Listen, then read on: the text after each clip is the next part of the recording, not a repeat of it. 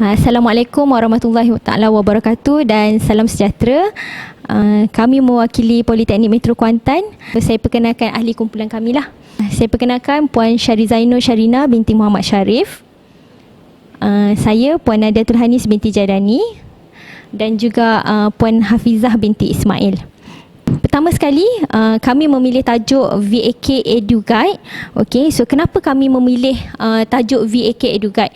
Okey, VAK adalah bermaksud visual, auditory dan juga kinestetik. Okey, berdasarkan analisis kami terhadap gaya pembelajaran pelajar, pelajar-pelajar ini mempunyai gaya pembelajaran yang berbeza. Okey, yang mana kalau pelajar yang lebih kepada visual, mereka lebih suka kepada melihat dan menggambarkan sesuatu keadaan itulah. Okey, yang auditory pula, mereka ni lebih suka kepada mendengar, okey, dan juga menghafal. Manakala pelajar-pelajar yang kinestetik ni lebih kepada pelajar yang sukakan praktikal ataupun melakukan sesuatu lah. 3 kaedah pembelajaran ini ataupun gaya pembelajaran ini menjadi fokus utamalah kepada kami untuk menghasilkan produk inovasi ini.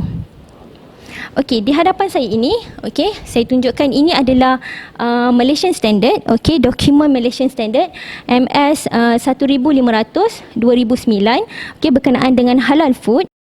Okey, dan dokumen ini merupakan dokumen utama, okey, kepada pelajar-pelajar kami lah, terutamanya khususnya pelajar-pelajar diploma perkhidmatan makanan amalan halal, okey, yang mana ianya menjadi rujukan utama untuk mereka lebih memahami tentang pelaksanaan halal di Malaysia. Apakah permasalahan daripada dokumen ini? Okey, sehingga kami menghasilkan satu produk inovasi. Okey, yang pertama adalah untuk pelajar-pelajar memahami secara keseluruhan berkenaan dokumen ini, biasanya mereka akan mengambil masa yang lama lah, okey, untuk mereka faham apakah isi kandungan yang terdapat di dalamnya. Okey, selain daripada itu, mereka susah untuk fokus kerana terlalu banyak tulisan, okey, dan juga tidak menarik perhatian mereka untuk membaca dan memahami dokumen ini. Okey, maka dengan itu kami cuba menghasilkan, okey, satu dokumen yang lebih ringkas, okey, yang kami namakan sebagai VAK Edu Guide, okey, Understanding Malaysian Standard lah for Halal Food Preparation, Handling and Storage General Guideline. Objektif kami menghasilkan dokumen ini adalah supaya pelajar-pelajar ini ataupun orang luar sekalipun lebih mudah untuk memahami apakah kursus halal itu secara ringkasnya. Dan selain daripada itu juga, kami hasilkan dokumen ini dengan kepelbagaian gaya pembelajaran. Okey, so yang mana di dalam ini ada untuk pelajar-pelajar yang lebih sukakan kepada visual, auditory, kinestetik itu. Okey, selain daripada itu, ia juga membantu pelajar-pelajar kami untuk belajar kendirilah, okey, belajar secara sendiri. Okey, selaras dengan kita punya industri 4.0.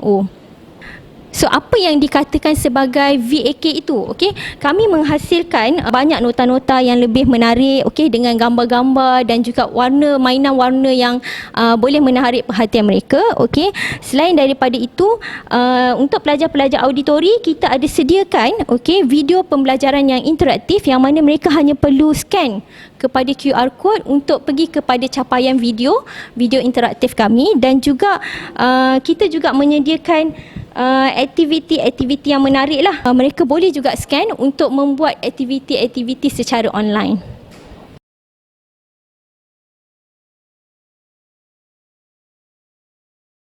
Apakah impak terhadap produk inovasi kami?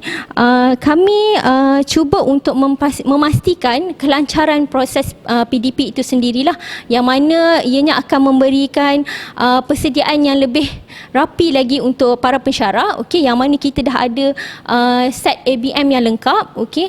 Pensyarah cuma perlu bawa sahaja dan ianya sangat ringkas dan mudah dan senang untuk dibawa ke mana-mana sahaja, okey, dan mudah untuk membantu mereka untuk mengajarlah. Selain daripada itu, kita juga menggalakkan pembelajaran di atas talian, okey. So hanya dengan menggunakan buku nota yang simple ini, okey, penggunaan handphone, okey, dan juga internet, capaian internet, so pelajar dah boleh belajarlah, dan pensyarah juga lebih mudahlah untuk mengajar, untuk memastikan pelajar itu lebih faham apa itu keperluan dalam Malaysian Standard ini.